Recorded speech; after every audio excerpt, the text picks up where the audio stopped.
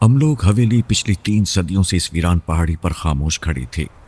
لوگ کہتے تھے کہ اس حویلی کی بنیادوں میں خون ملایا گیا تھا، وہاں جانے والا کبھی ہنستا ہوا واپس نہیں آیا۔ رات کے 12 بج چکے تھے جب عاصم نے اپنی گاڑی حویلی کے زنگ آلود لوہے کے گیٹ کے سامنے روکی۔ تیز بارش اور بجلی کی کڑک نے ماحول کو مزید ہولناک بنا دیا تھا۔ عاصم ایک محقق تھا جو پرانی عمارتوں اور ماورائی داستانوں پر کتاب لکھ رہا تھا۔ اس کی بیوی مہرین گاڑی کی فرنٹ سیٹ پر خوف سے سمٹی بیٹھی تھی۔ عاصم، یہ جگہ ٹھیک نہیں لگ رہی، مہرین نے کانپتی ہوئی آواز میں کہا۔ ہمیں واپس چلنا چاہیے، دیکھو یہاں کتنی وحشت ہے۔ عاصم نے مسکرا کر مہرین کا ہاتھ تھاما۔ ڈرنے کی کوئی بات نہیں مہرین، یہ صرف پرانی کہانیاں ہیں، چلو اندر چلتے ہیں، باہر طوفان بڑھ رہا ہے۔ جیسے ہی عاصم نے حویلی کا بھاری لکڑی کا دروازہ کھولا، ایک سرد اور بدبودار ہوا کا جھونکا ان کا استقبال کرنے باہر آیا۔ اندر گھپ اندھیرا تھا۔ عاصم نے اپنی ٹارچ آن کی تو سامنے ایک بہت بڑا ہال نظر آیا جہاں جا بجا مکڑی کے چالے اور پرانا بوسیدہ فرنیچر بکھرا ہوا تھا۔ پہلی رات خاموشی سے گزر گئی، لیکن اصل ہولناکی کا آغاز دوسری رات سے ہوا۔ رات کے دوسرے پہر مہرین کی آنکھ کسی کے رونے کی آواز سے کھلی۔ وہ آواز املوک حویلی کے تہخانے سے آ رہی تھی، ایک ایسی آواز جو روح کو پگھلا دینے کے لیے کافی تھی۔ وہ ڈرتے ڈرتے بستر سے اٹھی اور عاصم کو جگانے کی کوشش کی، لیکن عاصم گہری نیند میں تھا۔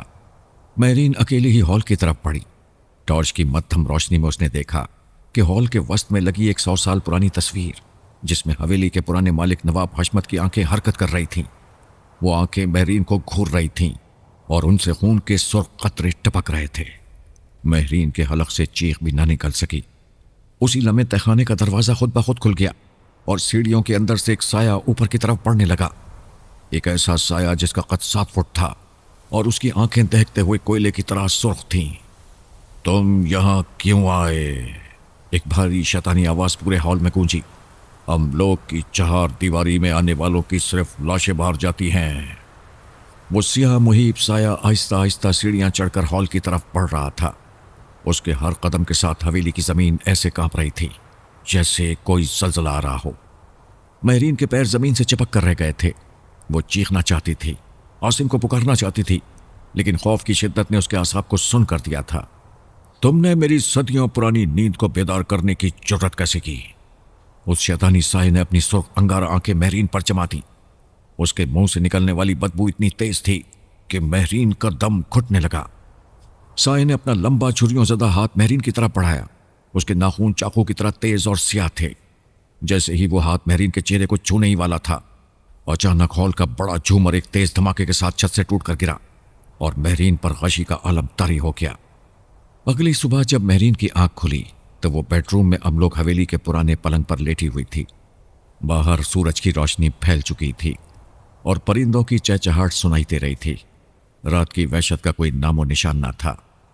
عاصم اس کے پاس بیٹھا پریشانی کے عالم میں اس کا ہاتھ دبا رہا تھا۔ مہرین، تم ٹھیک تو ہو؟ تم رات کو بیڈ روم سے باہر ہال میں بے ہوش ملی تھیں، وہاں کیا ہوا تھا؟ مہرین نے گھبرائے ہوئے انداز میں ارد گرد دیکھا اور کانپتے ہوئے بولی، عاصم، وہ سایہ، یہاں کوئی ہے۔ اس حویلی کے تہخانے میں کوئی شیطانی بلا رہتی ہے۔ اس نے مجھ سے بات کی۔ عاصم، ہمیں ابھی یہاں سے نکلنا ہوگا۔ عاصم نے اسے تسلی دیتے ہوئے پانی کا گلاس دیا۔ مہرین، تم پر سفر کی تھکن اور اس پرانے ماحول کا اثر ہوا ہے۔ یہاں کوئی سایہ نہیں ہے۔ میں نے صبح اٹھ کر پورا ہال اور تہخانے کا دروازہ چیک کیا ہے، وہاں صدیوں پرانا تالا لگا ہوا ہے جو کبھی کھلا ہی نہیں۔ یہ تمہارا وہم تھا، کوئی برا خواب۔ مہرین نے عاصم کی بات سن کر نفی میں سر ہلایا۔ وہ جانتی تھی کہ جو اس نے دیکھا ہے وہ کوئی خواب نہیں تھا، لیکن عاصم ایک عقل پسند محقق تھا۔ وہ بغیر کسی ٹھوس ثبوت کے ان باتوں پر یقین کرنے والا نہیں تھا۔ دوپہر کے وقت عاصم حویلی کے پچھلے حصے میں چلا گیا تاکہ وہاں پرانے کتب خانے میں موجود پرانی دستاویزات کا مطالعہ کر سکے۔ وہاں کام کرتے ہوئے اس کی نظر ایک بہت پرانی چمڑے کی جلد والی ڈائری پر پڑی۔ یہ ڈائری نواب حشمت کے منشی کی تھی جو سن 1890 میں لکھی گئی تھی۔ عاصم نے تجسس کے مارے ڈائری کھولی۔ گرد سے اٹے ہوئے صفحات پر اردو اور فارسی کے ملے جلے الفاظ درج تھے۔ جیسے ہی اس نے ایک خاص صفحہ پڑھنا شروع کیا، اس کے چہرے کے تاثرات بدل گئے۔ ڈائری میں لکھا تھا، آج نواب صاحب نے کالے جادو کے اس بدنام عامل بابا سرور کو دوبارہ حویلی بلایا ہے۔ وہ ہم لوگ کی زمین کے نیچے دفن اس قدیم جادوئی خزانے کو بیدار کرنا چاہتے ہیں جس کی حفاظت ایک خبیث جنات کا قبیلہ کر رہا ہے۔ بابا سرور نے خبردار کیا ہے کہ اس عمل کے لیے ایک معصوم جان کی قربانی دینی ہوگی، ورنہ وہ جنات اس حویلی کے مالکوں کی نسلیں تباہ کر دیں گے۔ نواب صاحب نے اپنے ہی چھوٹے بیٹے کو اس سے آگے کا صفا خون کے سوکھے ہوئے سیاہ دھبوں سے لتڑا ہوا تھا، جس کی وجہ سے الفاظ پڑے نہیں جا رہے تھے۔ عاصم کے دل میں ایک انجانا سا خوف جاگا۔ کیا مہرین سچ کہہ رہی تھی؟ ابھی وہ یہ سوچ ہی رہا تھا کہ اچانک کتب خانے کے تمام دروازے اور کھڑکیاں خود بخود زوردار دھماکے سے بند ہو گئیں اور دن کے اجالے میں بھی وہاں گھپ اندھیرا چھا گیا۔ کتب خانے کے کونے سے کسی کے ہنسنے کی بھیانک آواز گونجی، وہی شیطانی ہنسی جو مہرین نے رات کو سنی تھی۔ اندر اندھیرا اتنا گہرا تھا کہ کتب خانے میں عاصم کو اپنا ہاتھ بھی سجائی نہیں دے رہا تھا۔ ہوا میں اچانک برف جیسی سردی اتر آئی تھی۔ وہ شیطانی ہنسی اب عاصم کے بالکل کان کے پاس گونج رہی تھی، جیسے کوئی اس کے عین پیچھے کھڑا ہو۔ عاصم نے کانپتے ہاتھوں سے اپنی جیب سے موبائل نکالا اور اس کی فلیش لائٹ آن کی۔ جیسے ہی روشنی کا دائرہ سامنے پڑا، عاصم کا خون جم گیا۔ اس کے سامنے لکڑی کی ایک پرانی کرسی پر ایک بوڑھا شخص بیٹھا تھا، جس کا جسم ہڈیوں کا ڈھانچہ بن چکا تھا اور لباس نوابوں جیسا تھا۔ اس کا چہرہ آدھا جھلسا ہوا تھا اور آنکھوں کی جگہ صرف 2 گہرے کالے سوراخ تھے جن سے پیپ بہہ رہی تھی۔ وہ نواب حشمت کا وہ منشی تھا جس کی ڈائری عاصم پڑھ رہا تھا۔ تم نے وہ پڑھ لیا جو تمہیں نہیں پڑھنا چاہیے تھا۔ منشی کے سوکھے ہونٹ ہلے بغیر ایک خوفناک آواز میں گونجے، اب تم یہاں سے کبھی واپس نہیں جا سکتے، وہ آ رہا ہے۔ اچانک منشی کا وہ ڈھانچہ ہوا میں تحلیل ہو گیا اور کتب خانے کی فرش پر لگی لکڑیوں کی تختیاں ایک ایک کر کے اکھڑنے لگیں۔ زمین کے نیچے سے ایک تیز سرخ روشنی نکلنے لگی۔ عاصم نے گھبرا کر پیچھے ہٹنے کی کوشش کی، لیکن اکھڑتی ہوئی لکڑیوں کے نیچے سے نکلنے والا سیاہ لیسدار مایا اس کے پیروں کو جکڑ گیا۔ وہ ایک دلدل کی طرح عاصم کو کھینچ رہا تھا۔ عاصم نے پوری طاقت سے چیخ ماری، مہرین بچاؤ! دوسری طرف حویلی کے بیڈ روم میں بیٹھی مہرین کو عاصم کی چیخ صاف سنائی تھی۔ اس کا دل دھک سے رہ گیا۔ وہ بنا کچھ سوچے سمجھے کتب خانے کی طرف بھاگی۔ جب وہ وہاں پہنچی تو کتب خانے کا بھاری دروازہ باہر سے بند تھا اور اندر سے عاصم کے ہانپنے اور مدد کے لیے پکارنے کی آوازیں آ رہی تھیں۔ عاصم دروازہ کھولو، کیا ہوا ہے؟ مہرین نے دروازے پر اپنے دونوں ہاتھ مارے، لیکن دروازہ جیسے دیوار بن چکا تھا، ٹس سے مس نہ ہوا۔ مہرین روتے ہوئے حویلی کے مرکزی ہال کی طرف دوڑی تاکہ کوئی بھاری چیز لا کر دروازہ توڑ سکے۔ ہال میں پہنچ کر جیسے ہی اس نے ایک پرانی پیتل کی سرائی اٹھائی، اس کی نظر حویلی کے کھلے ہوئے صدر دروازے پر پڑی۔ باہر تیز دھوپ میں ایک عجیب و غریب حلیے کا شخص کھڑا تھا۔ اس نے کالے رنگ کا لمبا چوغا پہنا ہوا تھا، گلے میں منکوں کی مالا تھی اور ہاتھ میں ایک پرانی لکڑی کی لاٹھی تھی۔ اس کے چہرے پر گہری جھریاں تھیں، لیکن اس کی آنکھوں میں ایک عجیب سا جلال اور سکون تھا۔ بیٹی اندر مت جاؤ، وہاں موت کا کھیل شروع ہو چکا ہے، اس بزرگ نے گرجدار لیکن دھیمی آواز میں کہا۔ مہرین خوف اور امید کے درمیانی عالم میں ان کی طرف بڑھی۔ آپ کون ہیں؟ میرا شوہر اندر پھنس گیا ہے، کوئی چیز اسے کھینچ رہی ہے، خدا کے لیے میری مدد کریں۔ بزرگ نے اپنی لاٹھی زمین پر ماری۔ ایک ہلکا سا ارتعاش پیدا ہوا۔ میرا نام سائیں رحمان ہے، میں اس املوک حویلی کے گناہوں کی داستان ختم کرنے آیا ہوں۔ یہ حویلی صرف پتھروں کا ڈھیر نہیں، یہ ابلیس کی بساط ہے جہاں انسانوں کی روحوں کا سودا ہوتا ہے۔ سائیں رحمان نے اپنے چوغے کی جیب سے ایک مٹی کی چھوٹی سی تھیلی نکالی جس میں کوئی خاک سی تھی۔ انہوں نے وہ خاک مہرین کے ہاتھ پر رکھی اور کہا، یہ لو، یہ کتب خانے کے دروازے پر چھڑک دو، لیکن یاد رکھنا بیٹی، اندر جو کچھ بھی دیکھو اپنی آنکھیں بند مت کرنا۔ اگر تم نے ڈر کر آنکھیں بند کر لیں تو وہ سایہ تمہارے شوہر کی روح ہمیشہ کے لیے اپنے ساتھ لے جائے گا۔ مہرین خاک لے کر واپس کتب خانے کی طرف بھاگی۔ اس نے کانپتے ہاتھوں سے وہ خاک بند دروازے پر پھینکی۔ ایک زوردار چنگاری اٹھی اور کالی گیس کے اخراج کے ساتھ دروازہ خود بخود کھل گیا۔ اندر کا منظر دیکھ کر مہرین کی روح کانپ گئی۔ عاصم آدھا زمین کے اندر دھنس چکا تھا اور اس کے چاروں طرف 4 محیط بغیر چہرے والے سیاہ سائے کھڑے تھے جو اس کا گوشت نوچنے کی تیاری کر رہے تھے۔ عاصم کی آنکھیں سفید ہو چکی تھیں اور وہ زندگی اور موت کی کشمکش میں تھا۔ مہرین نے سائیں رحمان کی بات یاد رکھی۔ اس نے اپنی آنکھیں کھلی رکھیں، اپنے خوف پر قابو پایا اور اندر قدم بڑھایا۔ جیسے ہی اس نے قدم آگے بڑھایا، ان چاروں سایوں نے بیک وقت مہرین کی طرف دیکھا۔ ان کے چہروں کی جگہ صرف گہرے سوراخ تھے جو اچانک کھلنے لگے، اور ان میں سے مہرین کو اپنے مرے ہوئے رشتہ داروں کی چیخیں سنائی دینے لگیں۔ مہرین کے کانوں میں اپنے مرے ہوئے رشتہ داروں کی چیخیں گونج رہی تھیں، لیکن اس نے سائیں رحمان کی نصیحت پر عمل کرتے ہوئے اپنی آنکھیں کھلی رکھیں۔ خوف کے مارے اس کے آنسو بہہ رہے تھے، مگر اس کی نظریں عاصم پر جمی رہیں۔ وہ جانتی تھی کہ اگر اس نے ایک پل کے لیے بھی پلکیں جھپکائیں تو عاصم ہمیشہ کے لیے اس دنیا سے چلا جائے گا۔ عاصم! مہرین نے پوری قوت سے آواز دی اور آگے بڑھ کر عاصم کا ہاتھ تھام لیا جو ابھی تک باہر تھا۔ جیسے ہی مہرین نے عاصم کو چھوا، ان چاروں سیاہ سایوں نے ایک ہولناک چیخ ماری۔ مہرین کے ہاتھ میں سائیں رحمان کی دی ہوئی خاک کا اثر اب بھی باقی تھا، جس کی وجہ سے عاصم کو جکڑنے والا وہ لیسدار سیاہ مایا ابلنے لگا، آہستہ آہستہ پھر پیچھے ہٹنے لگا۔ عاصم کا جسم زمین کی اس دلدل سے آزاد ہونے لگا اور مہرین نے اپنی پوری طاقت لگا کر اسے اوپر کھینچ لیا۔ وہ دونوں فرش پر گر پڑے۔ اسی لمحے کتب خانے کے اندر کی سرخ روشنی مدھم پڑ گئی اور وہ چاروں سائے دیواروں میں جذب ہو گئے۔ عاصم بری طرح ہانپ رہا تھا، اس کا پورا جسم پسینے اور اس پرسرار کالے مایا سے لت پت تھا۔ مہرین! وہ سچ تھا! عاصم کی آواز بمشکل نکل رہی تھی۔ اس کی آنکھوں میں ابھی تک ہولناکی تیر رہی تھی جو اس نے زمین کے نیچے دیکھی تھی۔ قبل اس کے کہ وہ دونوں سنبھل پاتے، سائیں رحمان کتب خانے کے اندر داخل ہوئے۔ ان کا چہرہ اب انتہائی سنجیدہ اور فکر مند تھا۔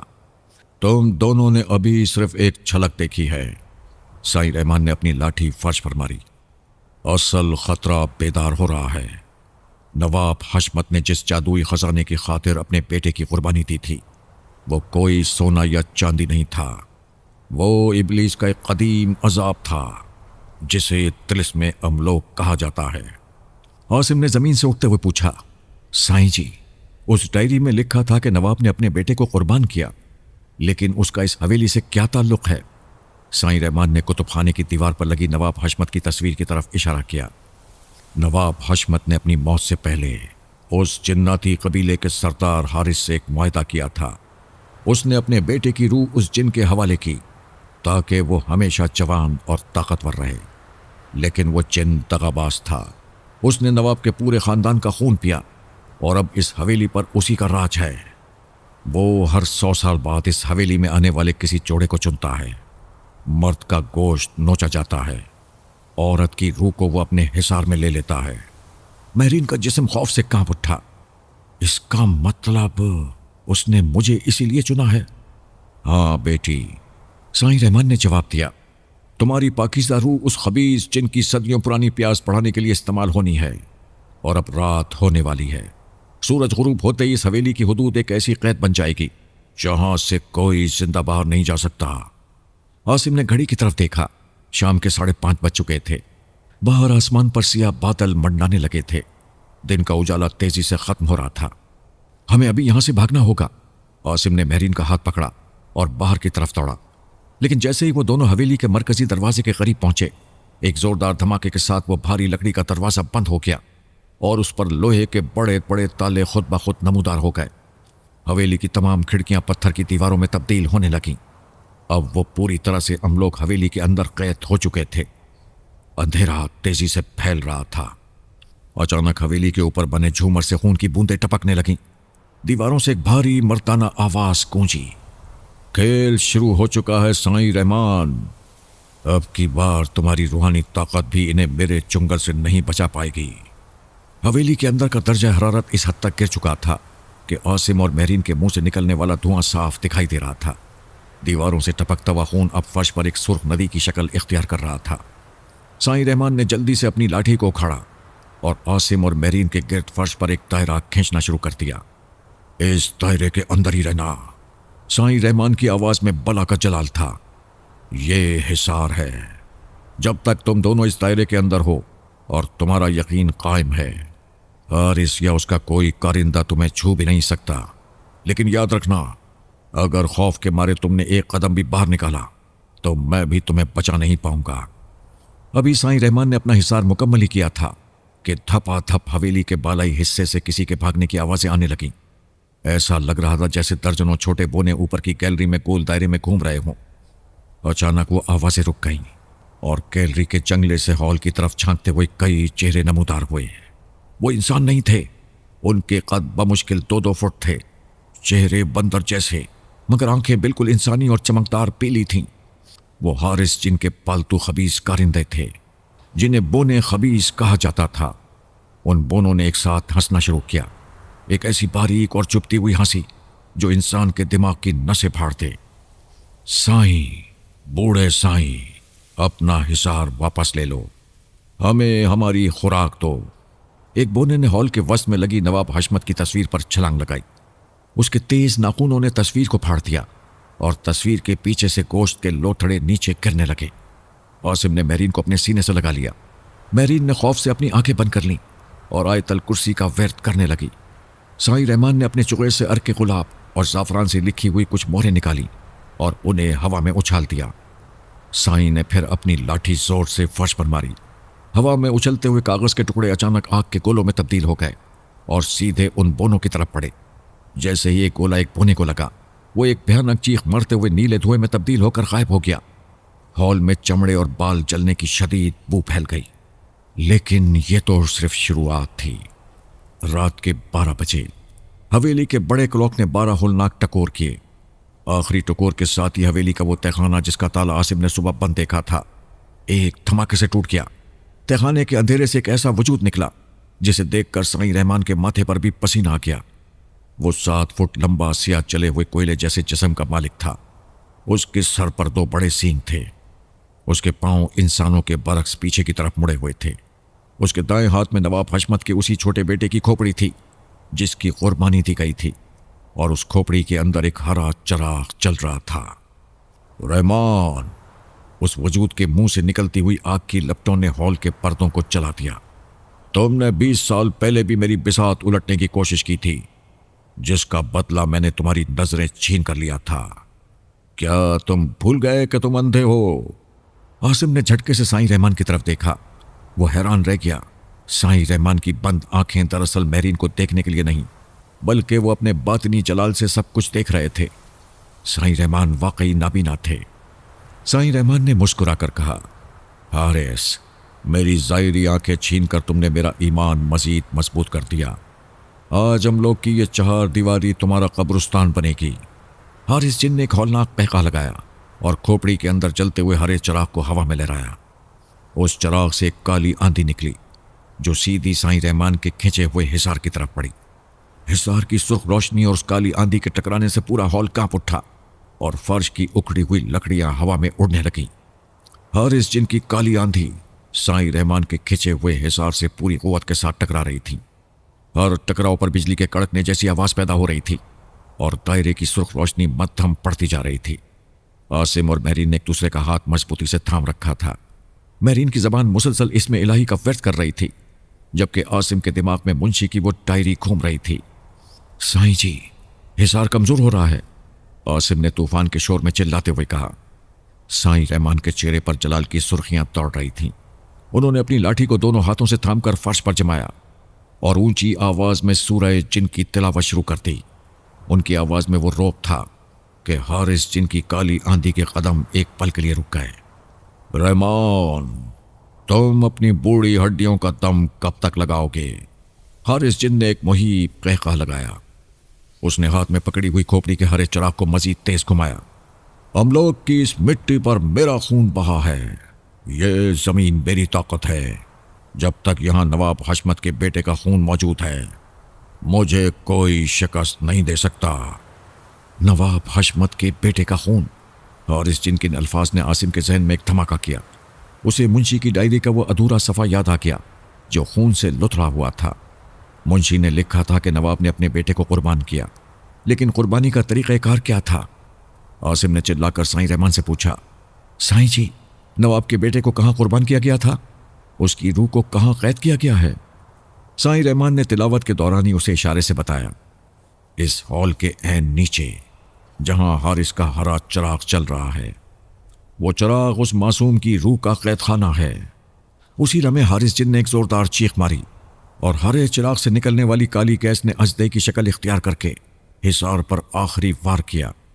ایک کان پھاڑ دینے والے دھماکے کے ساتھ سائیں رحمان کا کھچا ہوا دائرہ 3 جگہوں سے ٹوٹ گیا اور سائیں رحمان دور جا کر دیوار سے ٹکرائے۔ ان کے منہ سے خون کا فوارہ چھوٹا۔ سائیں جی! مہرین نے چیخ ماری۔ حصار ٹوٹتے ہی وہ بونے خبیث جو دیواروں میں چھپے ہوئے تھے دوبارہ نمودار ہو گئے اور عاصم اور مہرین کی طرف رینگنے لگے۔ حارث جن کا محیب وجود آہستہ آہستہ ان کے قریب آ رہا تھا، اس کی آنکھوں میں فتح کی چمک تھی۔ اب کون بچائے گا تمہیں؟ حارث نے اپنا لمبا جھلسا ہوا ہاتھ مہرین کی طرف بڑھایا۔ مہرین خوف کے آخری درجے پر تھی، لیکن اسی لمحے اس کے اندر ایک عجیب سا سکون اترا۔ اسے اپنی دادی کی ایک بات یاد آ گئی۔ مہرین نے اپنی آنکھیں بند کیں۔ دل سے خدا کو پکارو۔ حارث کا ناپاک ہاتھ مہرین کے چہرے سے چند انچ دور تھا۔ مہرین کے پورے جسم سے ایک تیز سفید نورانی روشنی خارج ہوئی۔ وہ روشنی اتنی شدید تھی کہ حارث جن نے تکلیف سے تن ملا کر اپنا ہاتھ پیچھے کھینچا اور پھر پیچھے ہٹ گیا۔ اس سفید روشنی کے لگتے ہی بونے خبیث چیختے ہوئے چلنے لگے۔ چراغ کو توڑو! سائیں رحمان نے عاصم کے گرتے گرتے کمزور آواز میں پکارا۔ عاصم نے دیکھا کہ حارث جن مہرین کے نورانی حصار کی وجہ سے چند لمحوں کے لیے اندھا ہو چکا تھا اور تل ملا رہا تھا۔ اس کا ہرا چراغ فرش پر ایک طرف گرا ہوا تھا، لیکن اب بھی چل رہا تھا۔ عاصم نے بنا ایک پل ضائع کیے فرش پر پڑی پیتل کی بھاری سرائی اٹھائی اور پوری طاقت سے اس ہرے چراغ پر دے ماری۔ پیتل کی بھاری سرائی پوری قوت سے ہرے چراغ پر لگی۔ ایک کان پھاڑ دینے والا دھماکہ ہوا، جیسے شیشے کا کوئی بہت بڑا پہاڑ ٹوٹ کر گرا ہو۔ چراغ کے ٹوٹتے ہی اس کے اندر سے نکلنے والی ہری روشنی یک ایک شدید نیلے شعلے میں تبدیل ہو گئی۔ پورے ہال میں ایک باریک معصوم ہنسی گونجنے لگی۔ وہ نواب حشمت کے چھوٹے بیٹے کی روح تھی، جو 100 سال بعد اس شیطانی قید سے آزاد ہوئی تھی۔ چراغ ٹوٹتے ہی حارث جن کے جسم سے سیاہ دھواں ابلنے لگا۔ اس کے سینگ پگھلنے لگے۔ اس کا قد 7 فٹ سے گھٹ کر عام انسان جتنا ہونے لگا۔ نہیں، یہ نہیں ہو سکتا! میرا 100 سالہ طلسم، میری طاقت! وہ درد اور غصے سے چلاتے ہوئے فرش پر لوٹنے لگا۔ اس معصوم کی نیلی روح ہوا میں تیرتی ہوئی عاصم اور مہرین کے پاس آ گئی۔ اس کا چہرہ انتہائی پرسکون اور چمکدار تھا۔ اس نے مہرین کی طرف دیکھ کر مسکراتے ہوئے سر ہلایا، جیسے وہ ان کا شکریہ ادا کر رہا ہو، اور پھر وہ روح سیدھی حارث جن کے پگھلے ہوئے وجود کی طرف پڑی۔ جیسے ہی روح نے حارث کو چھوا اور اس کے پورے جسم کو سفید آگ نے اپنی لپیٹ میں لے لیا۔ حارث جن کی آخری چیخ اتنی ہولناک تھی کہ حویلی کے پتھر کی دیواروں میں گہرے شگاف پڑنے لگے۔ چھت سے مٹی اور پتھر گرنے لگے۔ املوک حویلی کا جادوئی ڈھانچہ اب زمین بوس ہو رہا تھا۔ عاصم، مہرین، یہاں سے بھاگو، یہ حویلی اب دفن ہونے والی ہے۔ سائیں رحمان نے دیوار کا سہارا لے کر کھڑے ہوتے ہوئے کمزور سی آواز میں کہا۔ ان کا چہرہ پیلا پڑ چکا تھا، لیکن ان کی بند آنکھوں کے کونوں سے اطمینان کے آنسو بہہ رہے تھے۔ عاصم نے مہرین کو اٹھایا جو نڈھال ہو چکی تھی۔ سائیں جی، آپ بھی ہمارے ساتھ چلیں۔ عاصم نے سائیں رحمان کا ہاتھ پکڑنے کی کوشش کی۔ سائیں رحمان مسکرانے لگے۔ میرا وقت پورا ہو چکا ہے بیٹا۔ میری زندگی کا مقصد اس خبیث جن کا خاتمہ اور اس معصوم کی روح کو آزاد کرانا تھا۔ آج میرا قرض اتر گیا۔ تم دونوں جاؤ، خدا تمہارا حامی و ناصر ہو۔ حویلی کا مرکزی لوہے کا دروازہ جو پہلے پتھر بن چکا تھا، اب جادو ٹوٹنے کی وجہ سے کھل چکا تھا۔ عاصم نے مہرین کو اپنے کندھے پر اٹھایا اور پوری طاقت سے باہر کی طرف دوڑا۔ جیسے ہی انہوں نے حویلی کی چہار دیواری سے باہر قدم رکھا، ایک بہت بڑا دھماکہ ہوا اور املوک حویلی کا 300 سال پرانا ڈھانچہ اپنے ہی تہہ خانے کے اندر دھنس گیا۔ وہاں صرف گرد و غبار کا ایک بہت بڑا بادل رہ گیا۔ خارجی ماحول میں اب صبح کی پہلی کرن پھوٹ رہی تھی۔ طوفان تھم چکا تھا۔ پرندوں کی چہچہاہٹ نے رات کی وحشت کو دور کر دیا تھا۔ عاصم نے مہرین کو گھاس پر بٹھایا، اسے پانی پلایا۔ دونوں نے مڑ کر دیکھا، جہاں املوک حویلی کھڑی تھی اب وہاں صرف ملبے کا ڈھیر تھا۔ ایک ایسی داستان کا خاتمہ جو صدیوں سے انسانوں کو خوفزدہ کر رہی تھی۔ املوک حویلی کو ملبے کا ڈھیر بنے اور سائیں رحمان کو اس ملبے میں دفن ہوئے ایک پورا سال گزر چکا تھا۔ عاصم اور مہرین اب لاہور کے ایک پرسکون علاقے میں شفٹ ہو چکے تھے تاکہ اس ہولناک رات کی یادوں کو بھول سکیں۔ مہرین اب ایک 6 ماہ کی خوبصورت بیٹی کی ماں بن چکی تھی، جس کا نام انہوں نے نور رکھا تھا، اس نور کے نام پر جس نے مہرین کو اس رات زندگی دی تھی۔ بظاہر سب کچھ ٹھیک تھا، لیکن املوک کا سایہ اتنی آسانی سے ان کا پیچھا چھوڑنے والا نہیں تھا۔ ایک سرد شام عاصم اپنے نئے گھر کے اسٹڈی روم میں بیٹھا ہوا تھا۔ जब उसके मोबाइल पर एक नामालूम नंबर से कॉल आई। आसिम ने फोन उठाया। दूसरी तरफ से सिर्फ तेज सांसों की आवाजें आ रही थीं और फिर एक जानी पहचानी ज़ईफ आवाज गूंजी। आसिम, कहानी अभी खत्म नहीं हुई। आसिम का खून जम गया। वो आवाज साईं रहमान की थी। साईं जी, आप जिंदा हैं? लेकिन हवेली तो? कबल इसके कि आसिम बात मुकम्मल करता, फोन कट गया। उसने दोबारा इस नंबर पर मिलाने की कोशिश की। ऑपरेटर की आवाज आई, ये नंबर वजूद ही नहीं रखता। आसिम पसीने से शराबोर खड़ा ही था कि अचानक लैंप की रोशनी मद्धम होने लगी। उसने मुड़कर देखा तो दीवारों पर लगे शीशे में उसे अपना अक्स नजर नहीं आ रहा था, बल्कि शीशे के अंदर अमलोक हवेली का वही जला हुआ हरा चिराग चल रहा था जिसे उसने 1 साल पहले खुद अपने हाथों से तोड़ा था। उसी लम्हे निचली मंजिल से महरीन की एक दिलदोज चीख सुनाई थी। आसिम पागलों की तरह सीढ़ियां उतरकर लाउंज की तरफ भागा। लाउंज का मंजर देखकर उसके पांव तले से जमीन निकल गई। कमरे की तमाम खिड़कियां और दरवाजे बंद थे और अंदर का दर्जा हरारत तेजी से गिर रहा था, बिल्कुल अमलोक हवेली की तरह। महरीन फर्श पर बैठी खौफ से कांप रही थी। उसकी नजरें ऊपर छत पर जमी हुई थीं। छत पर नन्ही नूर का झूला हवा में मुअल्लक था, खुद ब खुद गोल दायरे में घूम रहा था। झूले के इर्द गिर्द वही बारीक शैतानी हंसी गूंज रही थी जो हारिस जिनके बोने कारिंदे किया करते थे। झूले के कपड़े पर आहिस्ता आहिस्ता खून से 3 अल्फाज नमूदार होने लगे, हारिस अभी जिंदा है। आसिम को अब समझ आया कि हारिस जिन मरा नहीं था, बल्कि चिराग टूटने से उसकी ताकत का सिर्फ एक हिस्सा खत्म हुआ था। उसने आसिम और महरीन को 1 साल का वक्त सिर्फ इसलिए दिया था कि वो उस पाकीज़ा नूर की पैदाइश का इंतजार कर रहा था ताकि वो उस मासूम की रूह को अपनी नई ताकत का मंबा बना सके। अचानक झूला एक झटके से रुका और नूर ने जोर जोर से रोना शुरू कर दिया। झूले के नीचे से एक लंबा सियाह साया नमूदार हुआ जिसके हाथ में एक अधूरा हरा चिराग था। वो सियाह मुहीब साया नन्ही नूर के झूले के बिल्कुल ऊपर मंडरा रहा था। उस अधूरे हरे चिराग से निकलने वाली मध्यम रोशनी सीधी नूर के माथे पर पड़ रही थी। आहिस्ता आहिस्ता एक सियाह शैतानी मोहर उभरने लगी।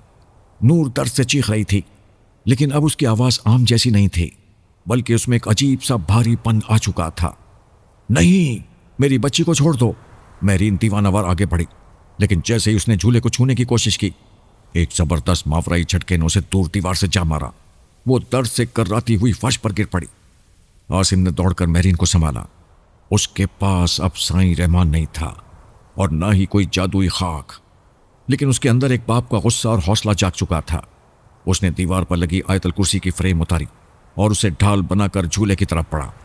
हारिस, अगर तुम में हिम्मत है तो मुझसे मुकाबला करो। एक मासूम पर क्यों वार कर रहे हो? आसिम ने पुकारा। साये ने अपनी दहकती हुई सुर्ख आंखें आसिम पर जमाई। आसिम, तूने मेरा तिलिस्म तोड़ा था। इसका खून अब मेरे जिस्म का हिस्सा बनेगा और यही अमलोक की नई बुनियाद रखेगा। साये ने हाथ लहराया। लाउंज की तमाम लाइट्स एक धमाके से फट गईं और पूरे घर में घुप अंधेरा छा गया। आसिम ने अंधेरे में नूर के रोने की सम छलांग लगाई, लेकिन उसका हाथ सिर्फ खाली झूले से टकराया।